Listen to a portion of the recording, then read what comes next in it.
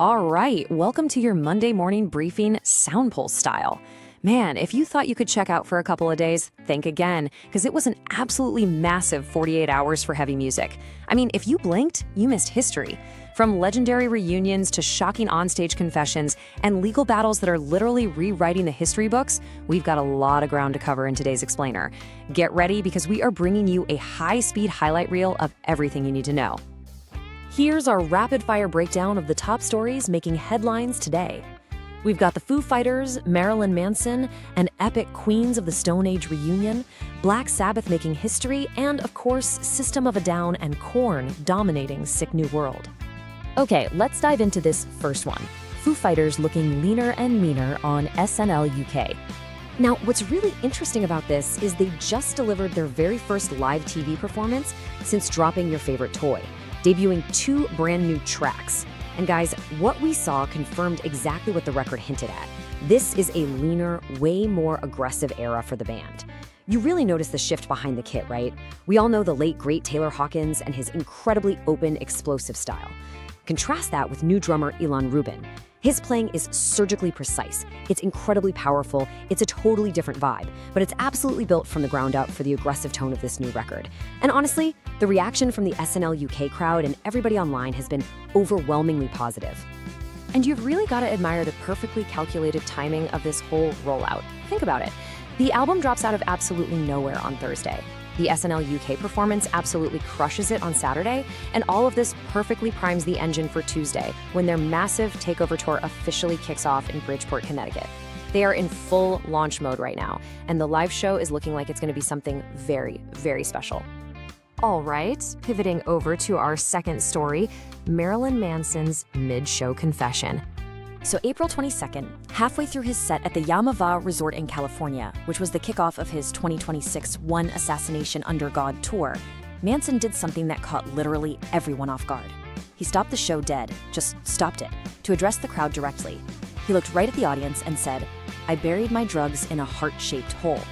Now, that's an incredibly punchy, metaphorically ambiguous phrase, which, let's be honest, is very Manson.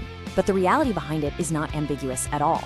He was confirming his 5 years of continuous sobriety. For a guy whose entire cultural persona has been built around transgression, excess, and total chaos, that is a genuinely remarkable statement to drop mid-show. And you know, this lines up perfectly with what went down at his 57th birthday party back in January. He told guests like Billy Corgan and Courtney Love that 2026 was going to be his year, pointing to being 5 years sober, having a new album, and putting together an extra special world tour. And he is backing it up right now. Reviews from this current run are saying his vocals sound the best they have in years. He wraps up this leg on May 16th, heads to Europe, and then co-headlines with Rob Zombie's starting August 20th. This is definitely shaping up to be his most focused year in a really long time.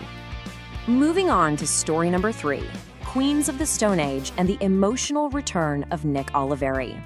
So the crucial point here is that this story is exactly why live rock music still matters in ways a streaming playlist never ever will. Founding bassist Nick Oliveri returned to the stage for the first live performance of Autopilot in over a decade. If you know the band's history, you know Oliveri was a core architect of the Queens of the Stone Age sound during their absolute most celebrated, dangerous period. We're talking the rated R and Songs for the Deaf eras. So to see him back up there playing a track that hasn't been performed live since his original run, it was purely electric. I mean, 2004. That was the year Oliveri famously and very acrimoniously left the band. The two sides had barely spoken publicly since then. So whether this signals a permanent reconciliation or just an incredible one-off, that's the million-dollar question. We're fully expecting more fallout from this and quite possibly an official statement from Josh Homme before Friday. Next up, a massive legacy play, Black Sabbath officially reclaims the Earth demos. And this brilliantly illustrates the long, twisted journey of these legendary lost tapes, making it one of the most important legal victories for rock history this year. Let's look at the timeline. Back in the late 1960s, before they were even called Black Sabbath, 4 kids in Birmingham were performing as Earth, basically figuring out how to make the heaviest music anyone had ever heard. Their first manager, Jim Simpson, held on to these early demo recordings for decades. But now, in 2026, Sharon Osbourne has officially settled the legal dispute. The tapes belong to Tony Iommi, Geezer Butler, Bill Ward, and the Osbourne estate. Whatever they decide to do with this archival goldmine next is going to be monumental. I mean, it's the sound of the band before the dark imagery, before the controversy, before the legend even began. All right, let's hit our fifth story. A quick, brutal recap of the Sick New World Festival. Jumping over to Las Vegas for the absolute premier destination for heavy music fans in the US. Let's just fire off the facts here.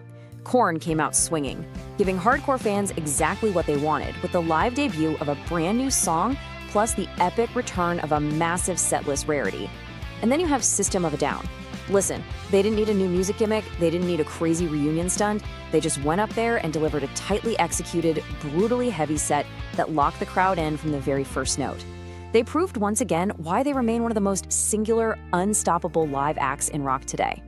Let's move to and see how this builds into the rest of the week with our look ahead.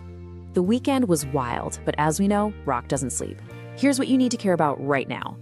May 1st is bringing heavy drops from Sevendust and Jeff Tate's Operation Mindcrime 3, but definitely keep your eyes on the Black Keys. Their new track, Peaches, is being hyped as a total return to form after a few divisive albums. Like we mentioned earlier, Tuesday is the kickoff for that massive Foo Fighters global tour.